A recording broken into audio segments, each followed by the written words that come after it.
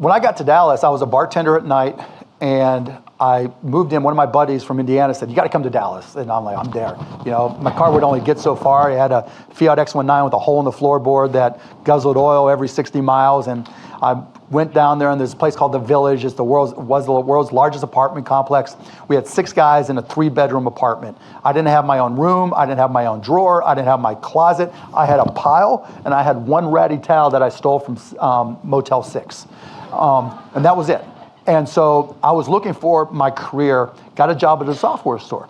And I was, didn't have a tech background, so I was teaching myself all this. Because the way I look at tech is somebody invents it, and everybody else is tied for second place in the ability to learn it. And if I work harder and faster to really dive in, even if it means reading the manual, just diving in, then I can get a head start. How old were you during I was 24. And so sleeping on the floor, working in a software company, learning, getting better at what I was doing. And then one day, because I was dying to get out of that rat hole that I lived in, I had a chance to go out and close a sale that would have got me a $1,500 commission. And so I went to my boss, his name is Michael Humecki, and I said, "Boss, one of my responsibilities was to sweep the floor, wipe down the windows, and open the door to open the store.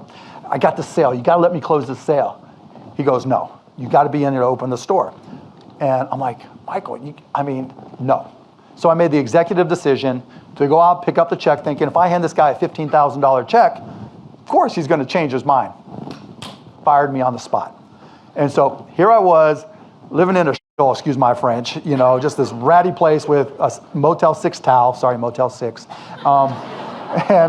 and really didn't know how I was going to get out. But I decided, okay, I'm a lousy employee. I went to one of the companies that I'd been talking to, Architectural Lighting, and I said, "Look, I need $500 to be able to buy the software you want, and I promise you that even if it doesn't work, I will wash your car, I will walk your dog, I don't care what it is, I will do whatever it takes to make it up to you." And they gave me the $500, and that allowed me to create Micro Solutions. And 6 months later, I was out of the rat hole, and my company turned into a real company, and that's the one I sold for $6 million when I was 29, 30 years old. I describe myself as a grinder. I just, like we talked about learning, that's a grind, but I love it, and I think I've just learned what I'm good at and learned to focus on those things and try to utilize those skills to now, not just be an entrepreneur, but probably more often now invest in and help other entrepreneurs. What's made you successful? I have all these stupid little sayings that I tell myself all the time or tell employees or whatever. And one of them is the one thing in life that you can control is your effort. And I always work my ass off. Always. First in, last out. I went 7 years when I started my first company without a vacation. I lived like I was broke because I was, and obviously today I still do. I don't know why me in terms of why I'm here and somebody else isn't, but I've always just tried to bust my ass and be smart about it and always keep learning and trying to improve. How do you fight the fear to take the risk?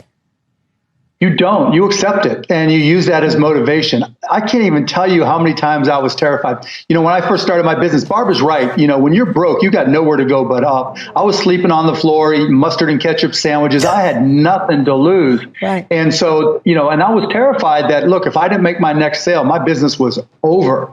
And that just kept me going because I didn't like sleeping on the floor. I didn't like gaining 30 pounds because the only place I really ate anything was going to a bar, buy $1, $2 beer and eating $30 worth of fried mushrooms. And that motivated me just to keep going and going. And, that fear is going to be inside of you no matter what. I don't care where you are in your life, you are going to be afraid at some level, and you just got to keep on working. And part 2 to that is if you do the work and you're prepared, that's what builds confidence to overcome that fear and work through it.